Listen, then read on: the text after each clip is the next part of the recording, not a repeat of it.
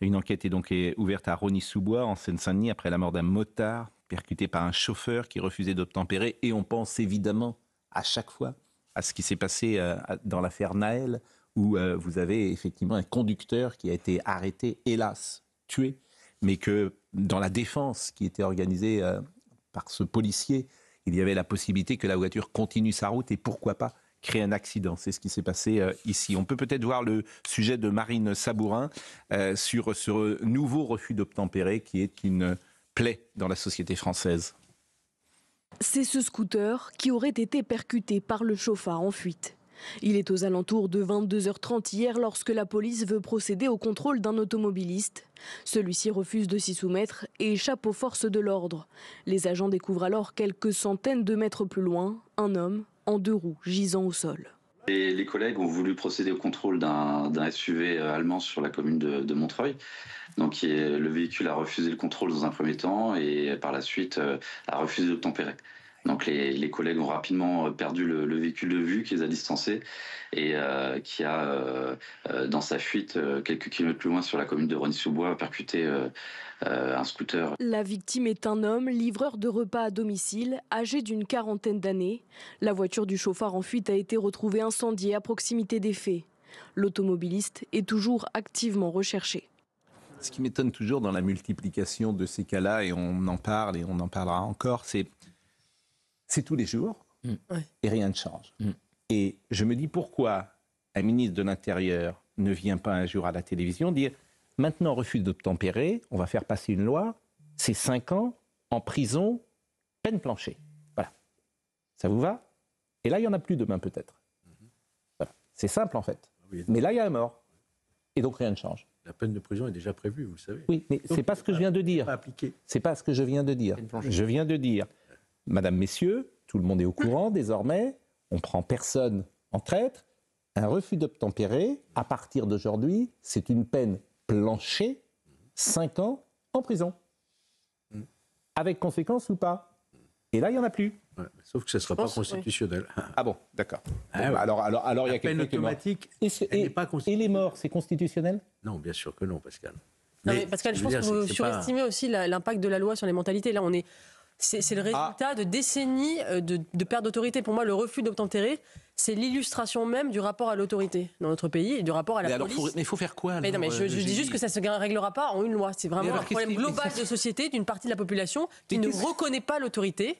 Mais alors qu'est-ce qu'on fait? Alors une fois que vous avez dit ça, vous faites quoi? Je vous dis juste que je vous dis qu'il y a des choses à faire, mais simplement restaurer l'autorité à tous les niveaux dans la société, mais ça ne se fera pas malheureusement, il y a une génération entière, je suis sidéré par ces... dans le sens de ce que dit... Je suis sidéré par le sens de ce que dit Eugénie Bastier. Nous sommes tous piétons ici. La notion même de feu rouge est quelque chose qui... C'est un code. C'est un code justement qui démontre d'autorité. Eugénie a raison. Est-ce que les feux rouges aujourd'hui sont respectés? La réponse est non.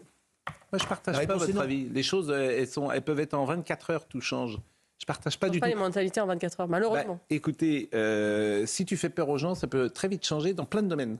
Et ça peut changer en 24 heures. Et l'histoire le montre. Mais là, regardez, il vient de tuer une personne et lui, il va aller en prison. Il va aller en prison pour avoir tué une personne avec son refus d'obtempérer.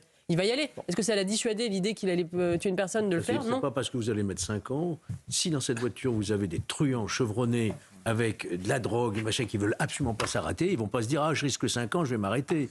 C'est comme ça. D'accord. Écoutez, vous avez raison alors. Et je me trompe. Qu'est-ce que vous voulez que je dise? Vous avez raison et je me trompe. C'est un fait de société qui est déplorable. C'est toutes les 20 minutes de refus d'obtempérer, vous vous rendez compte? Sandra Buisson est avec nous. Nous avons dit que souvent les auditeurs, les téléspectateurs nous reprochent de ne pas suivre parfois des affaires. Donc on parle de quelque chose le lundi et puis ça tombe aux oubliettes le mercredi. Donc là on a dit qu'on allait suivre ce dossier avec ce militant Elias Dimzalen qui a lancé dimanche dernier un appel à mener l'intifada à Paris. J'avais trouvé ça tellement incroyable qu'on en avait beaucoup parlé. Et non seulement c'était incroyable, mais il avait devant lui Mathilde Panot, Thomas Porte, député de la France Insoumise, devant lui. Et vous aviez quelqu'un qui disait, je répète quand même ça, est-ce qu'on est prêt à mener l'intifada dans Paris? On va voir ces images peut-être pendant que je parle, dans nos banlieues, dans nos quartiers, pour leur montrer que la voie de la libération vient de nous, qu'elle démarre de Paris, qu'elle passera par Marseille, et bientôt Jérusalem sera libérée, et Jérusalem deviendra la capitale de tous les révolutionnaires. Vous avez vu ces images, on en a parlé souvent cette semaine. Et j'ai dit, on va suivre quand même. Qu'est-ce qui se passe, Sandra? Et je vous ai demandé de venir. Alors, il s'est passé qu'un signalement a été fait par les services du ministère de l'Intérieur, un signalement article 40 auprès du procureur de la République pour 2 qualifications. Provocation à s'armer contre l'autorité de l'État ou contre une partie de la population. Ça, c'est une infraction qui peut faire courir jusqu'à 5 ans d'emprisonnement. Et puis, pour l'autre qualification, provocation aux atteintes volontaires à la vie et à l'intégrité des personnes. Par ces personnes, on entend les personnes israéliennes ou de confession juive et les personnes dépositaires de l'autorité publique. Là encore, cette infraction fait encourir jusqu'à 5 ans de prison et 45 000 euros d'amende. On sait que ce signalement a été fait. Il a été fait par qui? Il a été fait par les services du ministère de l'Intérieur. Et ensuite, on attend donc de savoir... Mais le procureur avait dit, Georges peut se saisir lui-même sans signalement. Oui, après, c'est indifféremment, effectivement, les deux peuvent se faire. On a sollicité le parquet de Paris qui doit revenir vers nous pour nous dire s'il y a eu cette ouverture d'enquête et pour quelle qualité. Et pour le moment, on ne sait rien. Pour le moment, il n'y a rien. Non, mais après, c'est pas parce que le parquet ne communique pas aux médias qu'il ne se passe rien derrière. Mais pour le moment, voilà. Donc, il n'y a rien en France. Il y a quelqu'un qui arrive un dimanche devant plein du public qui dit, voilà, on va faire l'intifada en France. Pas n'importe quel quelqu'un en plus, quelqu'un qui a il est 9h10, on est le vendredi 13, ça s'est passé dimanche, il ne se passe rien. Il se passe peut-être des choses dont nous ne sommes pas au courant. Voilà, il se passe des choses, mais alors on n'est pas au courant. Le parquet n'est pas tenu de nous tenir au courant de ce qu'il fait. Avec son écharpe tricolore, par jour. Voilà. C'est ça. Et la présidente de l'Assemblée nationale ne dit rien. Mais visiblement, ça ne choque que moi, cette affaire. Ah non. Écoutez, vous voyez des... Ça, on n'en parle pas. Vous voyez la gauche a réagi. Mais Georges, la présidente de l'Assemblée nationale aurait du mal à dire quelque chose puisque le bureau est tenu justement par le même parti que celui qui a l'écharpe. Je vous assure, c'est difficile. Parmi tout ce que j'ai entendu ces derniers mois, c'est une des choses les plus incroyables que j'ai entendues. D'accord. J'ai l'impression... Vous êtes d'accord? Mais tous les médias en ont parlé. Non, pas tous les médias. Tous les médias en ont parlé? Non. Mais, et François Hollande, il a dit un mot? Je parle des médias. François Hollande, il a dit un mot là-dessus sur ça, alors qu'il travaille avec la France Insoumise. Vous l'avez entendu, ancien président de la République, il a dit un mot?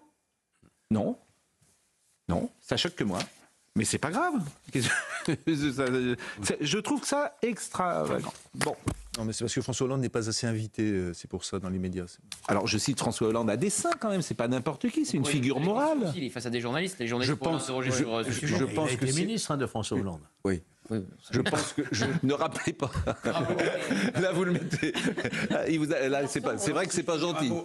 C'est pas gentil ce qu'il a dit. M. Lebret a raison. Si on pose la question à Hollande, je suis sûr qu'il désapprouvera et qu'il condamnera. Encore eux Eh oui, posez-lui la question alors. Mais spontanément, il va pas en parler. À France Inter, on lui a pas posé la question. Bizarre, Bah, ça c'est sûr. Mais évidemment qu'on ne lui posera pas la question. Bon, dans l'actualité également, Sébastien Delogu. Alors, Sébastien Delogu, c'est terrible parce que... un poème. oui, futur maire de Marseille. Potentiel. Ou des Marseillais. Futur maire de Marseille. L'émission de télé-réalité. Futur maire de Marseille. C'est-à-dire que M. Payan, évidemment, il va être complètement débordé. Il est arrivé en tête dans sa circonscription. Mais il a gagné au premier tour, Sébastien Delogu, comme Manuel Bompard, qui est aussi député de Marseille, qui a aussi gagné au premier tour. Vous regardez la cartographie de Marseille grâce aux dernières législatives, vous voyez que Marseille est divisé en deux. Les quartiers plus aisés votent Rassemblement National. C'est rare d'avoir un vote bourgeois aussi RN. Ça serait aussi intéressant de savoir pourquoi la bourgeoisie vote RN. À votre avis, à Marseille. À votre avis. Voilà. Et parlez aux Marseillais. Et oui, mais parlez aux Marseillais. Moi, j'en connais la beaucoup. question, c'est d'y répondre, parlez, hein. parce que je connais bien Marseille. J'y allais il y a 30 ans. Et le reste. Parlez aux Marseillais aujourd'hui. Le reste de Marseille, les quartiers moins aisés, les quartiers nord évidemment, votent en masse pour Sébastien Delogu et Manuel Bompard. Et en plus, le RN risque d'être divisé aux prochaines municipales, puisque vous avez Stéphane Ravier qui est passé chez Reconquête, qui est évidemment marseillais, maintenant qui a quitté Reconquête, et qui s'est surtout fâché avec le Rassemblement National. Le Rassemblement National a un candidat, Franck Alizio. Donc si vous avez en plus une multiplication des candidats de cette partie de l'électorat-là, Sébastien Delogu a, c'est ce que me disait l'entourage d'un ministre qui connaît parfaitement les cartes électorales, a toutes ses chances de devenir maire de Marseille, patron de la deuxième ville de France. Gauthier Lebret. Dans 2 ans. Gauthier... Il y a une démission de M. Payan mais on se projette, c'est dans 2 ans les élections municipales. Et il n'y aura pas une démission, mais il y aura une élection. Et je vous rappelle que Benoît Payan n'a pas été élu la dernière fois, c'est Madame Rubirola. Il avait fait tout un stratagème pour ensuite lui prendre sa place. Là, il va falloir choisir entre M. Delogu et un candidat, pourquoi pas, du Rassemblement National. Georges, là... Mon choix est fait. Ah, vous vous abstiendrez. Ouais, bien sûr. Voilà, avec le courage qui vous caractérise. Mais vous avez raison. Je ne vote pas à Marseille. Mais vous avez raison, mais chacun, c'est bien, mais vous avez parfaitement raison. Entre M. Delogu et, par exemple, M. Bardella, vous préférez vous abstenir. Ça serait M. Alizio, Franck Alizio, mais pas connu pour être le plus. Moi, franchement, et vous avez bien raison, je ne conteste pas, hein, bien évidemment. Alors, M. Delogu, justement, qui était invité de Jean-Jacques Bourdin hier sur Sud Radio, bon, on va pas revenir sur la polémique de la lecture. En revanche, ça m'intéresse, l'affaire du maréchal Pétain. Donc, puisqu'il ne connaît pas le maréchal Pétain. Je pense qu'il était ironique, moi. Bah, écoutez, il a voulu faire le buzz. Oui, ça c'est sa spécialité.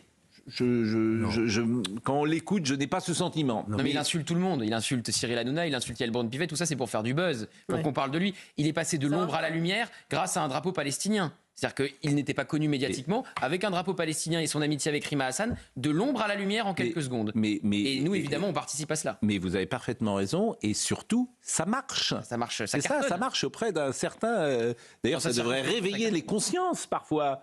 Mais Georges Fenech, ça pourrait réveiller sa conscience que ça marche tant. Il pourrait se dire, tiens, pourquoi ça marche tant ? Eh bien non.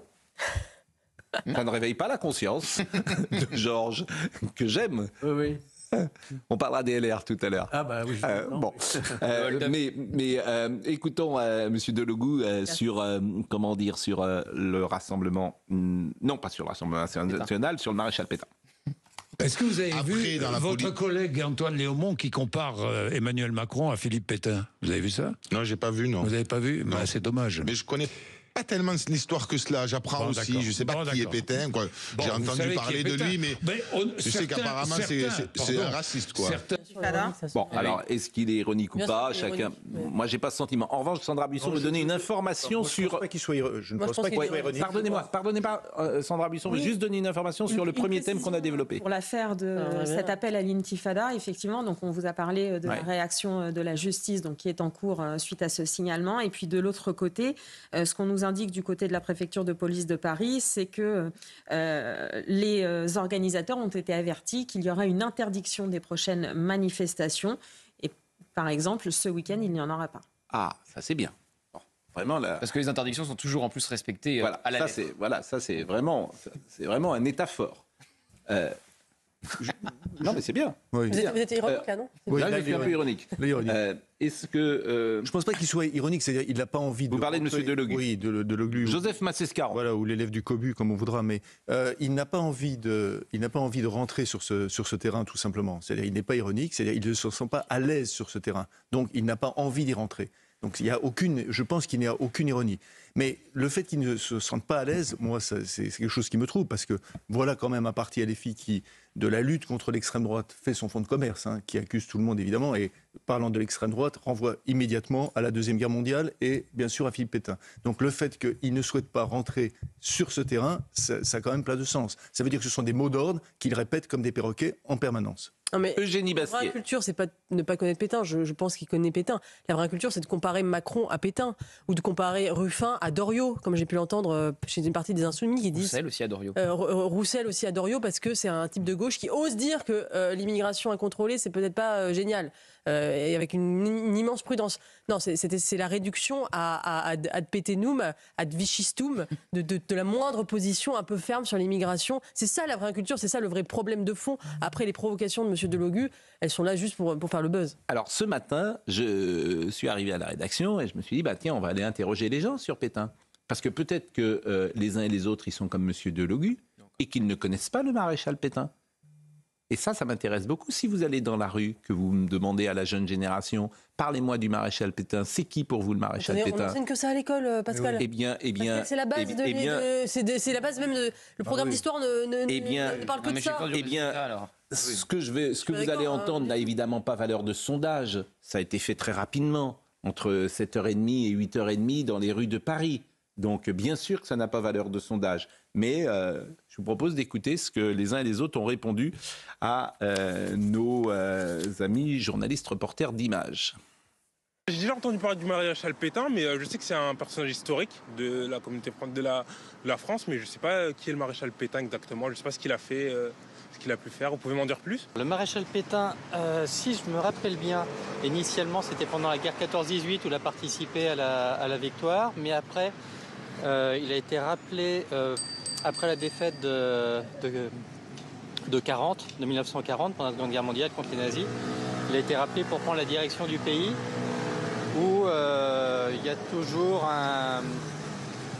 des débats sur sa collusion avec le régime nazi d'Allemagne. C'est un maréchal qui a gagné à Verdun ou quelque chose comme ça et qui ensuite a un peu mal tourné.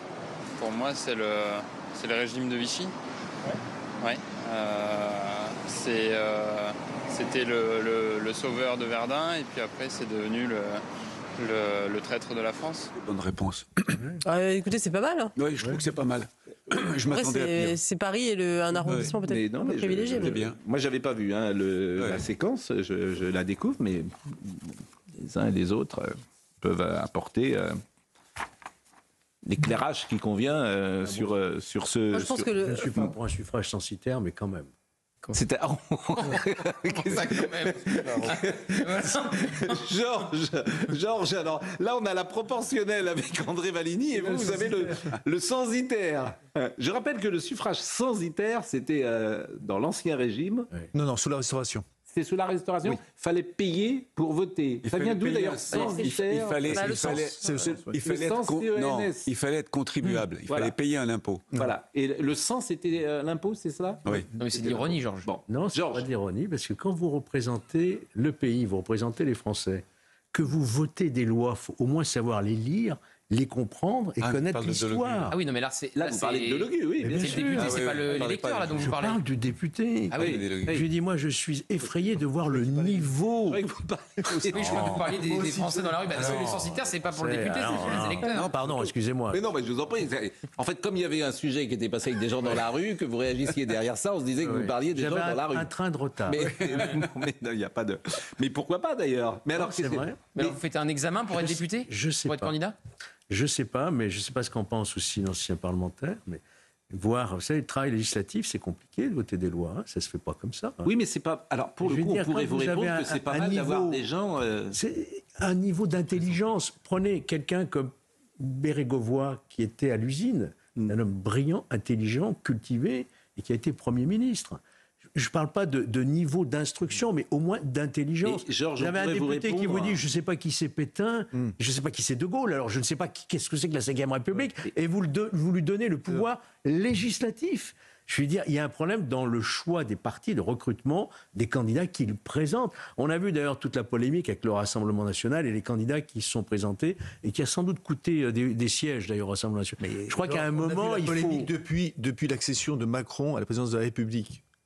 Enfin, franchement, il ne faut pas avoir la mémoire. Joseph Massescaron. Se souvenir de la flopée de députés qui ont été élus, et on a vu ces députés, vraiment, on tombait de la chaise. Oui, députés Internet. Le niveau, bah oui, oui, le niveau des députés macronistes. Oui. Donc franchement, c'est pas LFI qui a initié ça. Hein. Non, enfin, au RN, il y a aussi quelques députés qui sont pas tout à fait au niveau. Je crois que le niveau général de la classe politique, quoi. Il y a eu un abaissement du niveau général. Une baisse du rôle des partis.